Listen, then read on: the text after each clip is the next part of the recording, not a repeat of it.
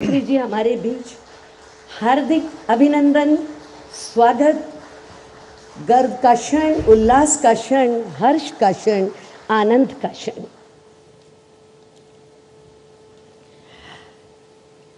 अब माननीय रेल, संचार, इलेक्ट्रॉनिक्स और सूचना प्रौद्योगिकी मंत्री श्री अश्विनी वैष्णव जी से अनुरोध है, माननीय प्रधानमंत्री जी का शॉल से स्वागत करें।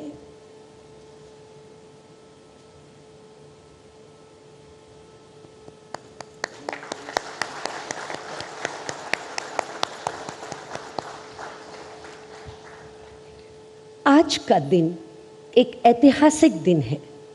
आज हमारे देश को मिलने जा रही है 85,000 करोड़ रुपए से अधिक की रेल परियोजनाओं की सौगात। इस महत्वपूर्ण अवसर पर माननीय प्रधानमंत्री श्री नरेंद्र मोदी जी द्वारा एक साथ कई रेल परियोजनाओं का शिलान्यास एवं लोकार्पण किया जाएगा। साथ ही पेट्रोलियम एवं प्राकृतिक गैस मंत्रालय तथा वाणिज्य एवं उद्योग मंत्रालय की कुछ परियोजनाओं का शिलान्यास किया जाएगा तथा नई वंदे भारत ट्रेनों, वर्तमान वंदे भारत एक्सप्रेस ट्रेनों का यात्रा विस्तार, अन्य रेल सेवाओं एवं डेडिकेटेड फ्रेट कॉरिडोर की मालगाड़ियों को हरी झंडी दिखाकर शुभारंभ किया जाएगा।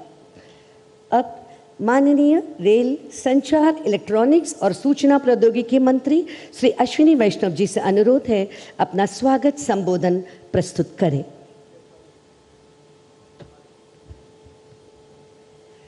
परम आदरणीय प्रधानमंत्री श्री नरेंद्र मोदी जी, माननीय राज्यपाल महोदय, माननीय मुख्यमंत्री महोदय, माननीय मंत्रीगण, सांसदगण, विधायकगण, देश भर में 760 से अधिक स्थानों पर जुड़े करीब 9 लाख महानुभाव, आप सभी का इस विकास महोत्सव में स्वागत है। प्रधानमंत्री श्री नरेंद्र मोदी जी ने रेलवे को भारत की विकास यात्रा का माध्यम बनाया है। आज का ये विकास पर्व प्रधानमंत्री जी की इस बड़ी सोच का साक्षी है। कुछ उदाहरण प्रस्तुत करता हूं। डेडिकेटेड फ्रेट कॉरिडोर की कल्पना 2004 में हुई थी। 2004 से 2014 लंबा काल था, 10 साल का। इस महत्वपूर्ण प्रोजेक्ट का 1 किलोमीटर भी पूरा नहीं हो पाया 2004 से 2014।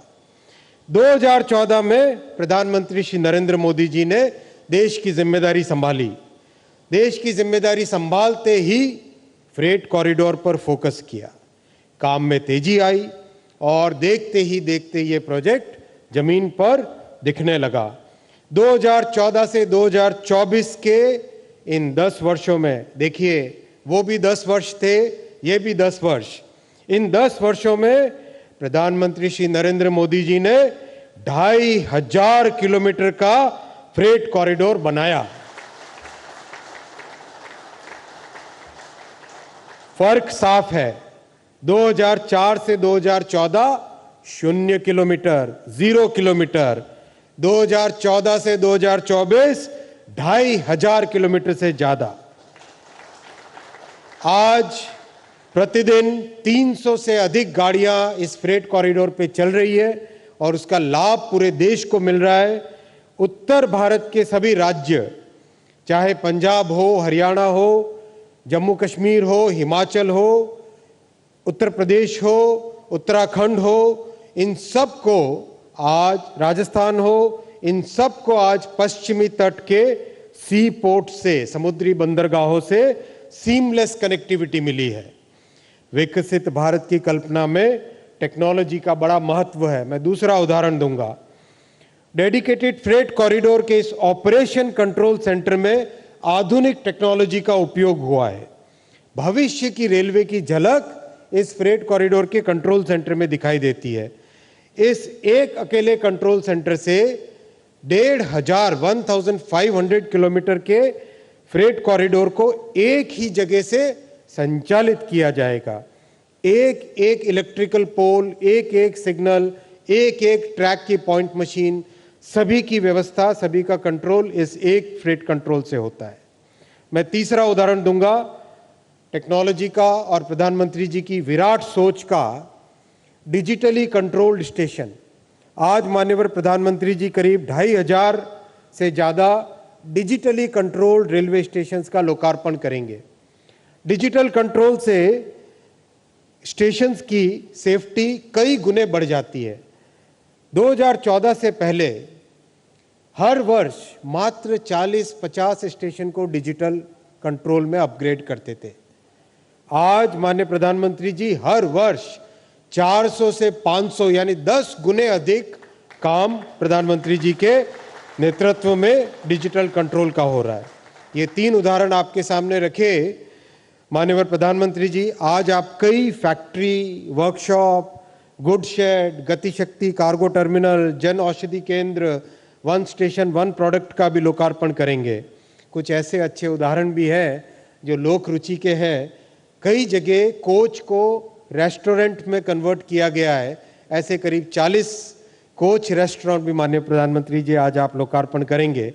इन सब कार्यों से आज देश में आर्थिक गतिविधि बढ़ेगी, रोजगार और स्वरोजगार के नए अवसर मिलेंगे। माननीय प्रधानमंत्री जी, आपका 140 करोड़ का परिवार आपकी तपस्या में, आपके इस यज्ञ में सदैव आपके साथ है। बहुत बहुत धन्यवाद। भारत माता की जय।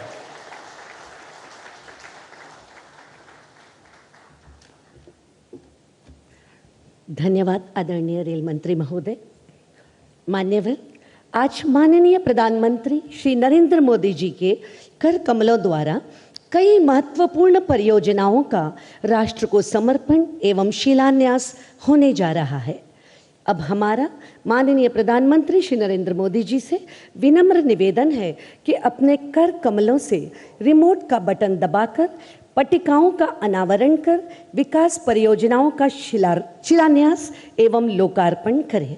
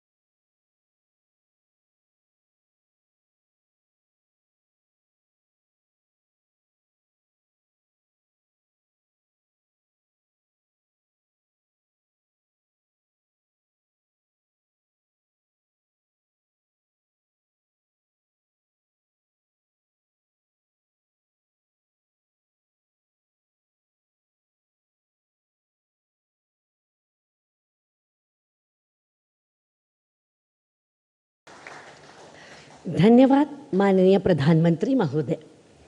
अब प्रस्तुत है आज के समारोह में लोकार्पित एवं शिलान्यास की गई महत्वपूर्ण परियोजनाओं के बारे में जानकारी दर्शाती हुई एक लघु फिल्म। आज तेजी से बदल रहा है भारत। वर्ष 2047 तक विकसित भारत के मिशन को पूरा करने के लिए बीते 10 वर्षों से रखी जा रही है मजबूत भारत की नींव। और यह सब संभव हुआ है देश के यशस्वी प्रधानमंत्री श्री नरेंद्र मोदी जी की दूरदर्शी विजन के कारण। वर्ष 2014 के बाद से मोदी सरकार द्वारा देश की बुनियादी ढांचे के विकास में अभूतपूर्व निवेश किया गया है और देश के हर हिस्से में किया गया है अत्याधुनिक इंफ्रास्ट्रक्चर का निर्माण। पिछले 10 वर्षों में किया गया है भारतीय रेल की विकास परियोजनाओं में 12 लाख करोड़ रुपए से अधिक का रिकॉर्ड निवेश। भारतीय रेलवे आज एक बहुत बड़े ट्रांसफॉर्मेशन के दौर से गुजर रही है। इस दशक के अंत तक भारतीय रेलवे का पूरी तरह कायाकल्प होने जा रहा है। इसी क्रम में प्रधानमंत्री जी द्वारा आज देशवासियों को दी जा रही है 85,000 करोड़ रुपए से अधिक की रेल परियोजनाओं की सौगात। जिन रेल परियोजनाओं का आज शिलान्यास और राष्ट्र को समर्पण किया जा रहा है उनमें शामिल हैं नई rail line, multi tracking, electrification, cargo terminal और डेडिकेटेड फ्रेट कॉरिडोर से जुड़ी परियोजनाएं। प्रधानमंत्री जी आज 10 नई वंदे भारत, 4 वंदे भारत ट्रेनों का विस्तार, 2 नई पैसेंजर ट्रेन एवं 6 राज्यों के डीएफसी पर चलने वाली विशेष माल गाड़ियों का कर रहे हैं हरी झंडी दिखाकर शुभारंभ। इनके संचालन से देशवासियों को मिलेगा तेज और आरामदायक सफर का अनुभव एवं माल ढुलाई को मिलेगी अभूतपूर्व गति। माननीय प्रधानमंत्री जी आज राष्ट्र को समर्पित कर रहे हैं डेडिकेटेड फ्रेट कॉरिडोर का new Makarpura new Gholvad section और न्यू खुर्जा सानेहवाल सेक्शन। साथ ही कर रहे हैं वेस्टर्न डेडिकेटेड फ्रेट कॉरिडोर के ऑपरेशन कंट्रोल सेंटर का लोकार्पण। प्रधानमंत्री जी के मार्गदर्शन में बीते वर्षों में देश में 2500 किलोमीटर से अधिक डेडिकेटेड फ्रेट कॉरिडोर का निर्माण किया जा चुका है और आज यह बन चुके हैं देश की समृद्धि के कॉरिडोर। इसके साथ ही आज हो रहा है गति Shakti multimodal cargo terminal, digital control स्टेशनों, लोको शेड्स और गुड्स शेड्स का राष्ट्र को समर्पण एवं 19 रेलवे वर्कशॉप, लोको शेड्स, पिट लाइन्स, कोचिंग डिपो के साथ फलटण बारामती नई रेल लाइन एवं 9 इलेक्ट्रिक ट्रैक्शन प्रणाली के अपग्रेडेशन का शिलान्यास। आज देश के विभिन्न हिस्सों में नई रेल लाइनों एवं दोहरीकरण, रेल मार्गों के विद्युतीकरण, रेल मार्गों में स्वचालित सिग्नलिंग प्रणाली की स्थापना का भी राष्ट्र को समर्पण हो रहा है और सौर ऊर्जा से संचालित स्टेशनों का भी किया जा रहा है राष्ट्र को समर्पण। इसके साथ ही माननीय प्रधानमंत्री जी आज कर रहे हैं रेलवे स्टेशनों पर स्थापित जन औषधि केंद्रों एवं 1 स्टेशन 1 प्रोडक्ट स्टॉल का राष्ट्र को समर्पण। जन औषधि केंद्रों पर जहां यात्रियों और स्थानीय निवासियों को किफायती दरों पर दवाएं उपलब्ध होंगी, वहीं OSOP स्टॉल्स पर स्थानीय उत्पादों की बिक्री की जाएगी, जिससे स्थानीय शिल्पकारों एवं व्यापारियों को मिलेगा प्रोत्साहन। प्रधानमंत्री जी देश के विभिन्न शहरों में रेल कोच रेस्टोरेंट को कर रहे हैं राष्ट्र को समर्पित, जहां रेल यात्री और स्थानीय लोग लजीज व्यंजनों का उठा सकेंगे आनंद। पूरे देश के सर्वांगीण विकास का जो महाअभियान माननीय प्रधानमंत्री जी चला रहे हैं, उसमें ये रेल परियोजनाएं मील का पत्थर साबित होंगी। इन परियोजनाओं से सिद्ध होता है विकसित भारत के लिए मोदी सरकार का संकल्प, यानी मोदी सरकार की गारंटी।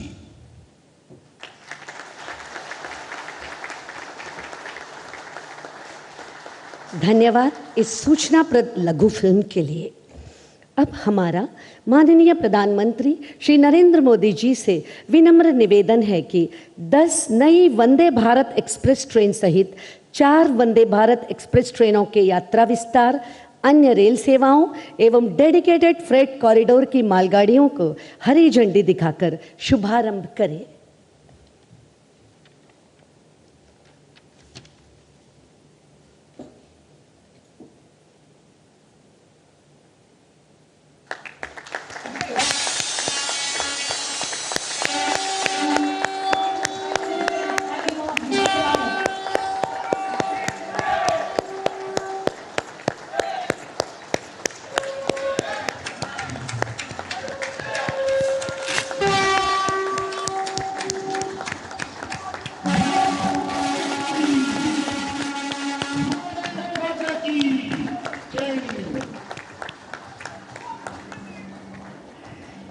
धन्यवाद माननीय प्रधानमंत्री जी। और अब वह महत्वपूर्ण क्षण आ गया है जब माननीय प्रधानमंत्री श्री नरेंद्र मोदी जी अपने आशीर्वचनों से हम सभी का मार्गदर्शन करेंगे।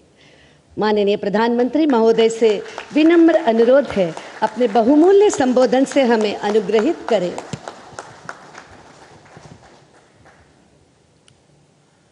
गुजरात के गवर्नर आचार्य श्री देवव्रत जी, गुजरात के लोकप्रिय मुख्यमंत्री श्रीमान भूपेंद्र भाई पटेल, कैबिनेट में मेरे साथी रेल मंत्री श्री अश्विनी वैष्णव जी, संसद में मेरे सहयोगी और गुजरात प्रदेश भारतीय जनता पार्टी के अध्यक्ष श्रीमान CR पाटिल और देश के कोने कोने से जुड़े सभी गवर्नर श्री, आदरणीय मुख्यमंत्रीगण, सांसदगण, विधायकगण, मंत्रीगण, और मैं स्क्रीन पर देख रहा हूं मेरे सामने 700 से ज्यादा स्थान पर वहां के सांसद के नेतृत्व में, वहां के मंत्री के नेतृत्व में लाखों लोग आज इस कार्यक्रम में जुड़े हैं। शायद रेलवे के इतिहास में एक साथ हिंदुस्तान के हर कोने में इतना बड़ा कार्यक्रम कभी नहीं हुआ होगा।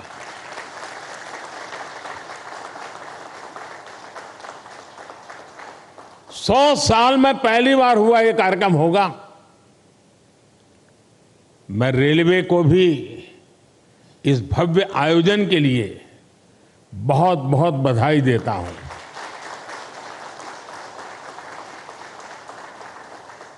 विकसित भारत के लिए हो रहे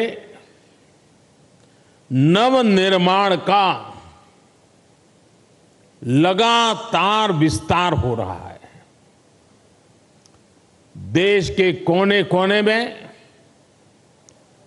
परियोजनाओं का लोकार्पण हो रहा है, नई योजनाएं शुरू हो रही है। अगर मैं साल 2024 की ही बात करूं, 2024 आने मुश्किल से अभी 75 दिन हुए हैं 2024 के। इन करीब करीब 75 दिन में 11 लाख करोड़ रुपए से ज्यादा की परियोजनाओं का लोकार्पण और शिलान्यास हो चुका है। और अगर मैं पिछले 10-12 दिन की बात करूं, पिछले 10-12 दिन में ही 7 लाख करोड़ रुपए से ज्यादा की परियोजनाओं का लोकार्पण और शिलान्यास हुआ है। आज भी विकसित भारत की दिशा में देश ने एक बहुत बड़ा कदम उठाया।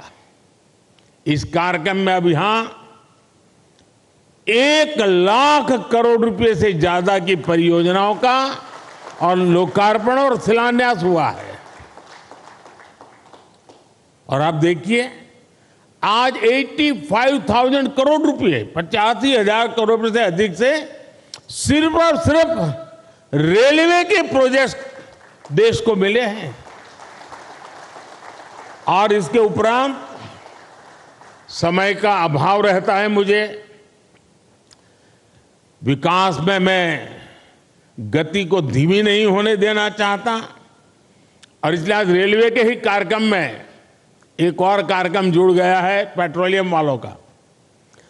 और दहेज में, गुजरात में दहेज में 20,000 करोड़ रुपए से अधिक की लागत से बनने वाले पेट्रोकेमिकल परिसर का भी शिलान्यास हुआ है। और ये प्रोजेक्ट हाइड्रोजन उत्पादन के साथ साथ देश में पॉलीप्रोपिलीन की डिमांड को पूरा करने में अहम भूमिका निभाने वाला है।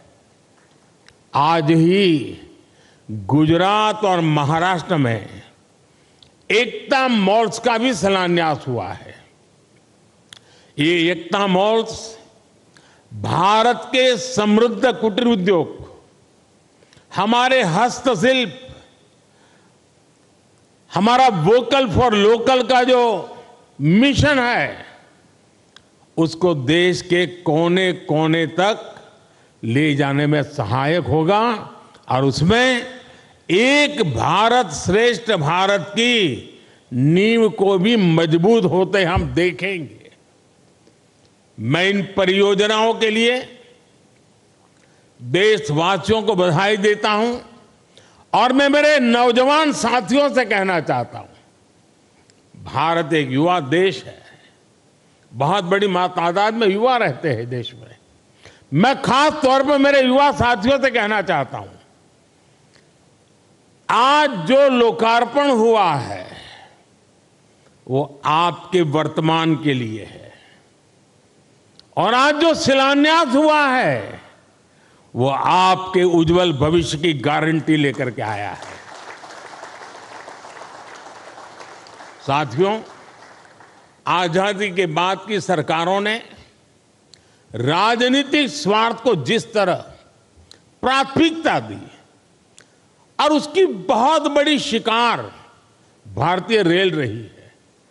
आप पिछले 2014 के पहले के 25-30 रेल बजट देख लीजिए। रेल मंत्री देश की पार्लियामेंट में क्या बोलते थे? हमारी फलानी ट्रेन का वहां स्टॉपेज दे देंगे, वहां हम डिब्बे 6 है तो 8 कर देंगे। यानी रेलवे, और मैं देख रहा था पार्लियामेंट में भी धप धप तालियां बजती थी। यानी यही सोच रही थी कि स्टॉपेज मिला कि नहीं मिला, ट्रेन वहां तक आती है, मेरे स्टेशन तक आगे बढ़ी कि नहीं बढ़ी। देखिए 21वीं सदी में यही सोच रही होती तो देश का क्या होता। और मैंने पहला काम किया, रेल को अलग बजट से निकाल करके भारत सरकार के बजट में डाल दिया, और उसके कारण आज भारत सरकार के बजट के पैसे रेलवे के विकास के लिए लगने लगे।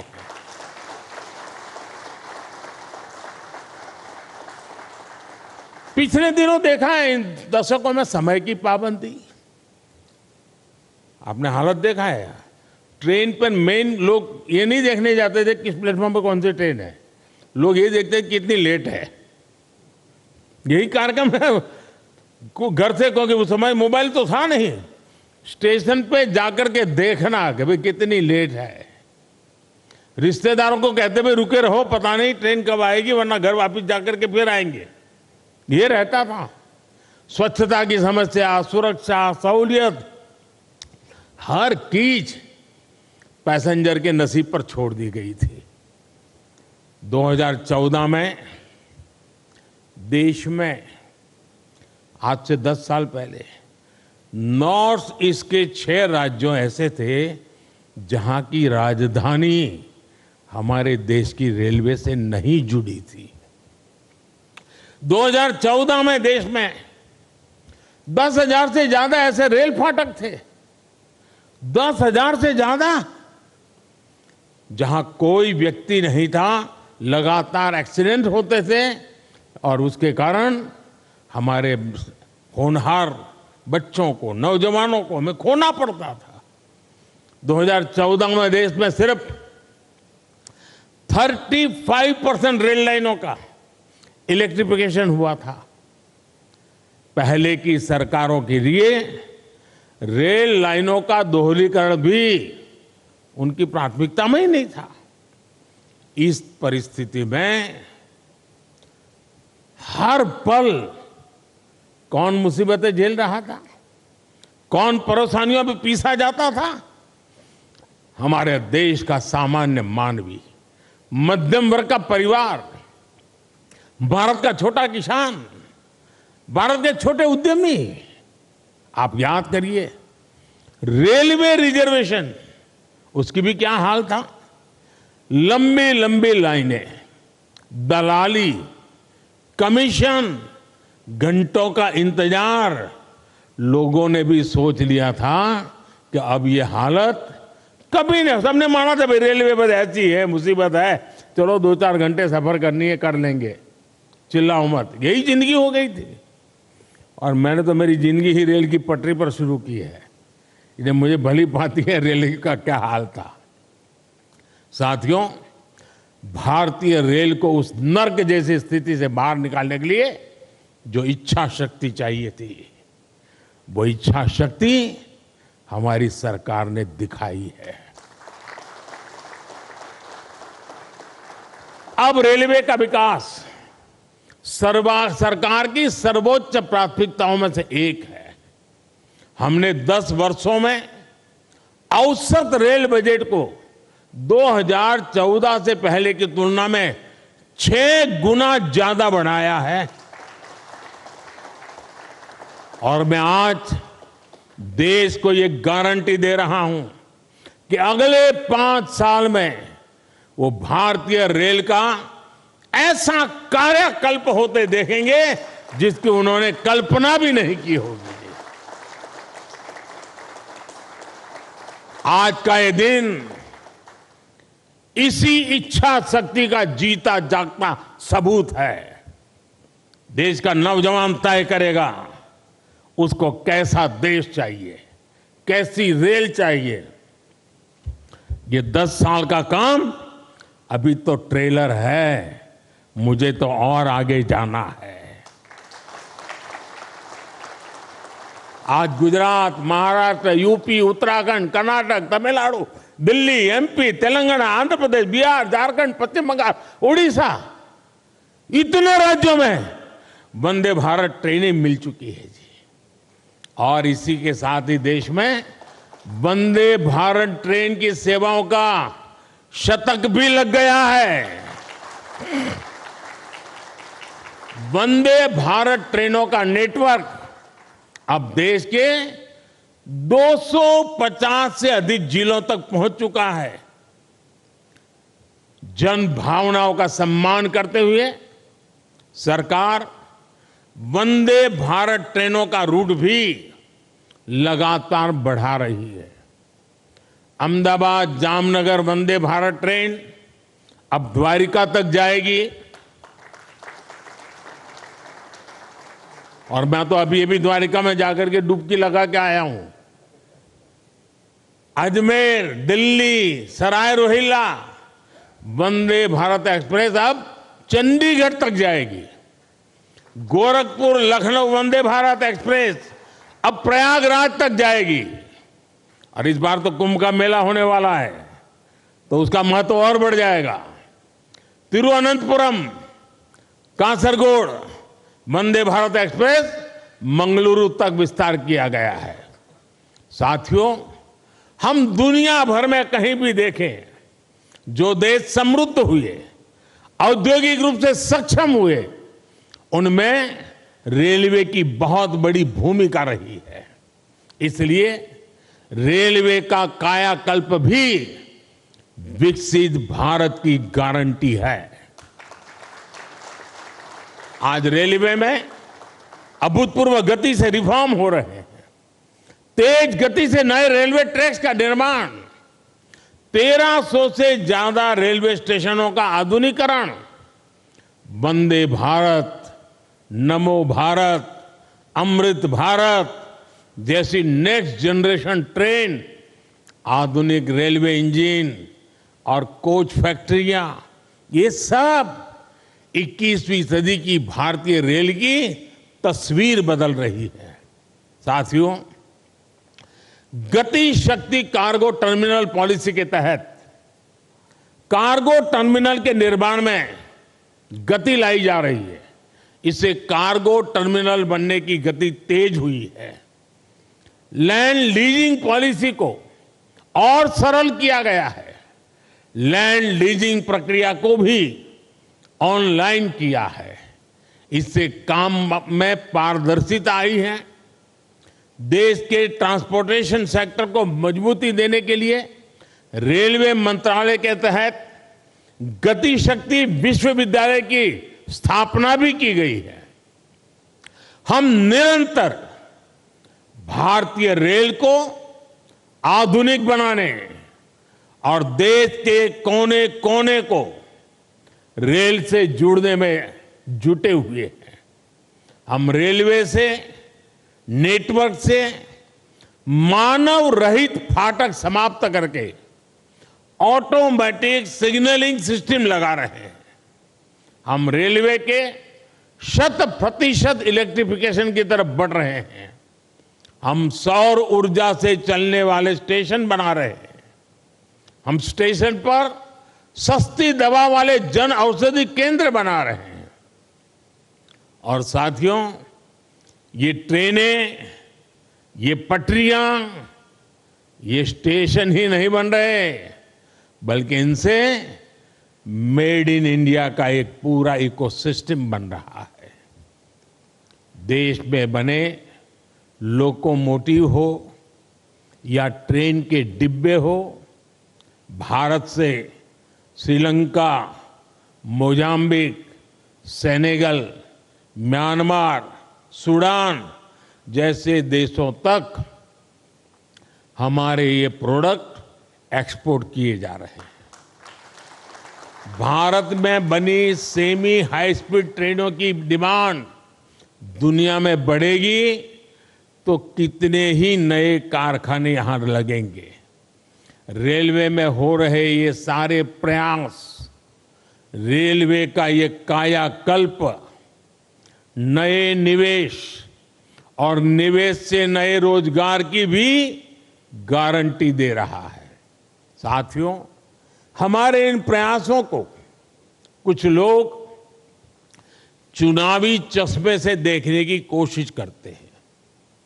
हमारे लिए ये विकास कार्य सरकार बनाने के लिए नहीं, ये विकास कार्य सिर्फ और सिर्फ देश बनाने का मिशन है। पहले की पीढ़ियों ने जो कुछ भुगता वो हमारे नौजवानों और उनके बच्चों को नहीं भुगतना पड़ेगा, और ये मोदी की गारंटी है। साथियों, भाजपा के 10 वर्ष के विकास कार्य का एक और उदाहरण पूर्वी और पश्चिमी डेडिकेटेड फ्रेट कॉरिडोर भी है। दशकों से ये डिमांड की जा रही थी कि माल गाड़ियों के लिए अलग ट्रैक होना चाहिए। ऐसा होता तो मालगाड़ियां और पैसेंजर ट्रेन दोनों की स्पीड बढ़ती। ये खेती, उद्योग, एक्सपोर्ट, व्यापार, कारोबार, हर काम के लिए ये तेजी लाना बहुत जरूरी था। लेकिन कांग्रेस के राज में ये प्रोजेक्ट लटकता रहा, भटकता रहा, अटकता रहा।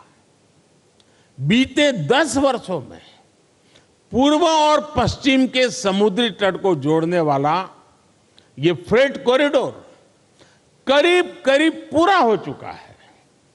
आज करीब 650 किलोमीटर फ्रेट कॉरिडोर का लोकार्पण हुआ है। अहमदाबाद में ये अभी आप देख रहे हैं, ऑपरेशन कंट्रोल सेंटर का लोकार्पण हुआ है। सरकार के प्रयासों से अब इस कॉरिडोर पर माल गाड़ी की स्पीड 2 गुना से अधिक हो गई है। इन कॉरिडोर पर अभी के मुकाबले बड़े वैगन को चलने की क्षमता है, जिनमें हम अधिक सामान ले जा सकते हैं। पूरे फ्रेट कॉरिडोर पर अब इंडस्ट्रियल कॉरिडोर भी विकसित किए जा रहे हैं। आज अनेक स्थानों पर railway goods shed, Gati Shakti multimodal cargo terminal, digital नियंत्रण station, railway workshop, railway loco shed, railway depot का भी लोकार्पण आज हुआ है। इसका भी बहुत सकारात्मक प्रभाव माल ढुलाई पर पड़ने ही वाला है। साथियों, भारतीय रेल को हम आत्मनिर्भर भारत का भी एक नया माध्यम बना रहे हैं। मैं वोकल फॉर लोकल का प्रचारक हूं, तो भारतीय रेल वोकल फॉर लोकल का एक सशक्त माध्यम है।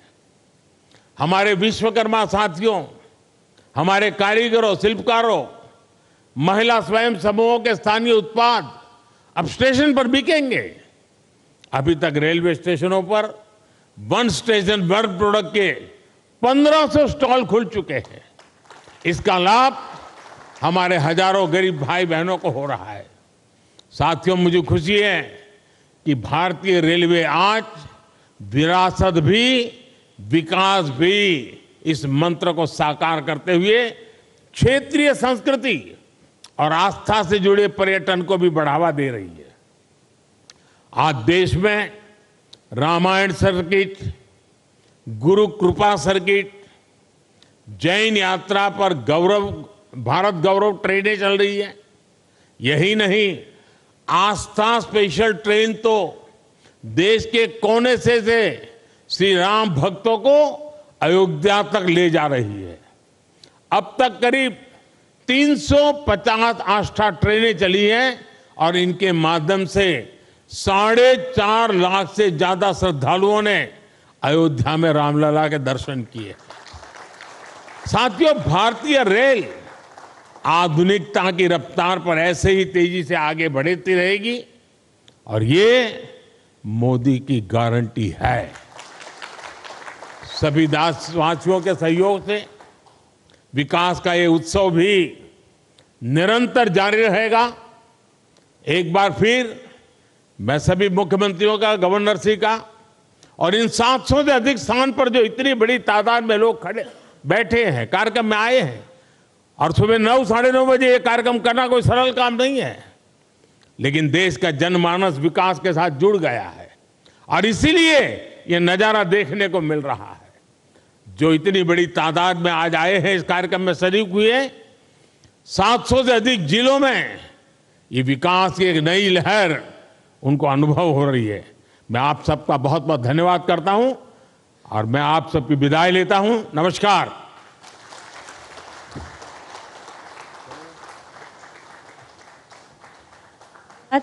माननीय प्रधानमंत्री महोदय, आपके प्रेरणादायक संबोधन के लिए हम सभी आपके आभारी हैं।